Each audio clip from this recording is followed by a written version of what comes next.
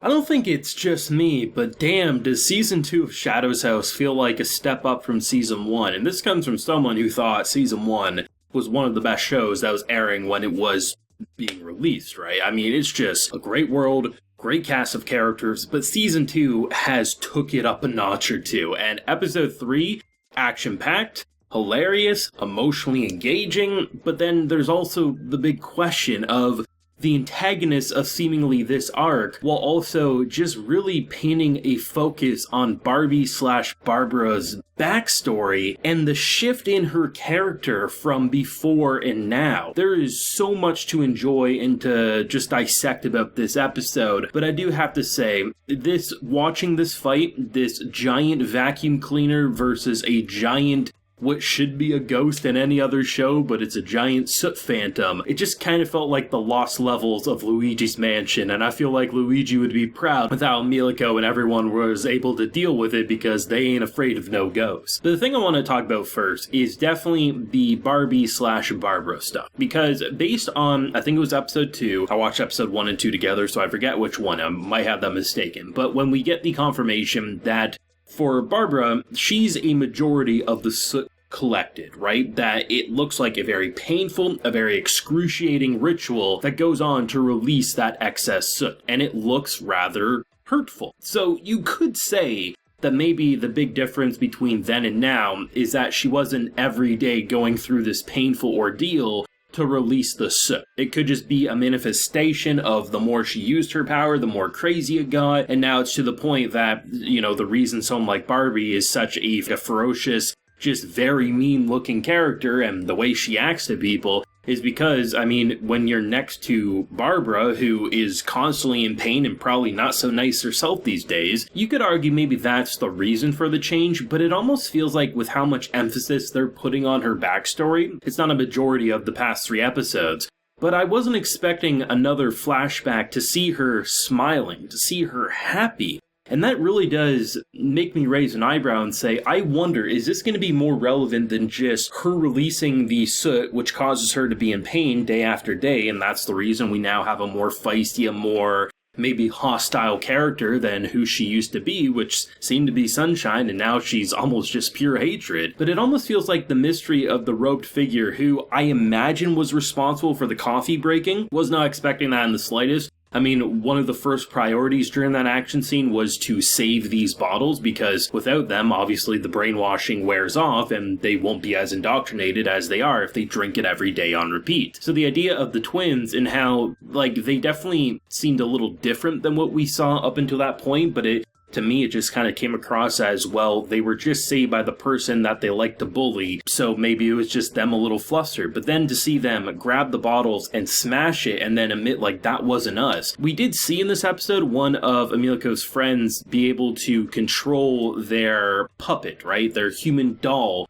a lot better by putting the soot inside, and then in return the facial expressions got more intense. So maybe it's that, but it almost feels like that's too on the nose of what we saw, so I'm kind of suspecting that the robe figure that has been teased now for a couple of episodes in the opening, that's probably the one responsible, given that it almost felt like they were responsible for this fight to begin with. Add in maybe them not wanting to be brainwashed. I'm not sure, right? There's a lot of things like, is this an antagonist that's going to be more of an aid to someone like Emilico, or is it going to be more of a foil? Because one would suspect when there's a big bad villain that we need to defeat, something that's up to no good, it's natural that even if you may not completely like the side that's brainwashing you, the enemy of my enemy is my friend. But now I'm starting to wonder if maybe the figure is actually going to be more of a benefit to them, even if it's not going to be a 100% ally or friend. But I'm interested to say the least. But Barbie and Barbara, I mean, the more I see of them, the more smiles I see from them, and then just looking at who they are now, it could just be the pain, and I could be completely spot on, but it makes me feel like if that's all it was,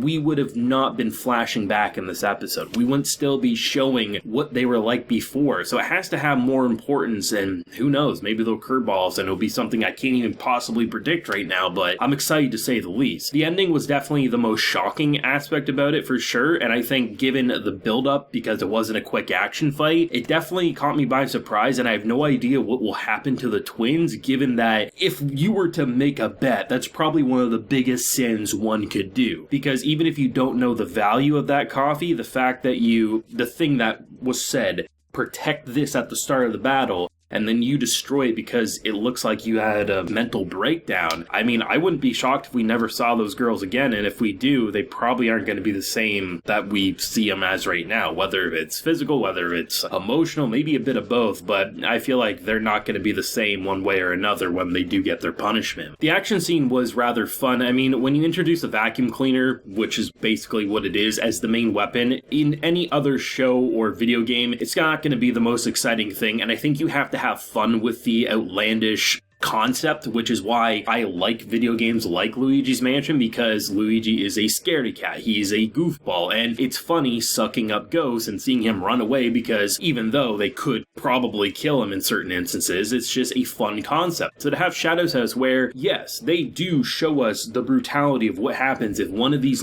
cute little creatures who, yes, sometimes can be horrifying, but other times, that's just a plushie waiting to be made. They're kind of adorable at times. But once they get on your face and go inside, we see they become almost like zombies. It is horrifying. It is brutal to look at. But all things considered, a lot of what they deal with in this episode when it came to fighting them was more on the silly side, because you have a giant-ass vacuum that you're being swung around with, you're riding it like a horse, you're being dangled upside down. There's a lot of ridiculous imagery, and I think having Emilico be the main one dealing with it prior to having the assistant who, she just wasn't having any of it. She was getting dizzy, she was getting thrown around. It was funny, it was ridiculous, and is a little foolish, but that's what made it so fun. And I think what this show does a great job at is there is a level of ignorance. Even the characters who are aware that things aren't as they seem, they're still ignorant to the grand picture of what everything means. So you can have these moments where it almost feels like we take a step back, and it's not just trying to make it depressing. It's not trying to just make us say everything's horrible. Even after seeing characters be turned into monstrosities and wondering, can they be saved?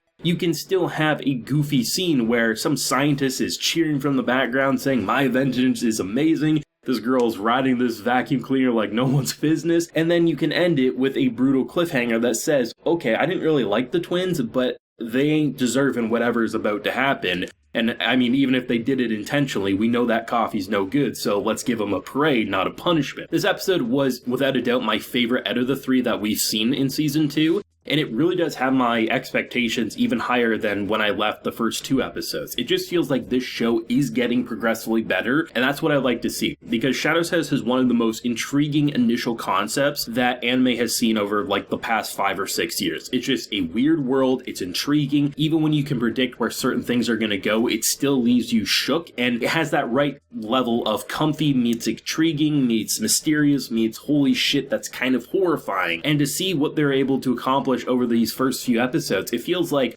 what Season 1 did was it was a great setup with some high points and some great open and close arcs. But what Season 2 is doing is saying, now that you're established with this world, now that you come to expect certain things from characters like Barbie or Emilico or any of the characters we come to know and love or know and hate, now this season is breaking expectations. And when you start breaking expectations and succeeding in doing something that's more interesting, that's when you start getting something that goes from a great anime to something that could be considered a classic to so many. And for me, this show is just getting better, and I really hope it continues to stick its landing, because based on what I'm seeing over the past few episodes here, it does feel better than Season 1's content, and this comes from someone who hyped up Season 1 quite a bit when not a lot of people were really paying attention to it outside of the manga reader crowd. And obviously we understood why they did so, because it is such a great show. This one is fantastic. I like the look of it. It does feel like production is rather smooth on this one. I like the way they animate the creatures. I like the facial expressions, which we've had quite a few given just the possession, the fear, and everything like that. They have some great imagery with the almost jail-like just cell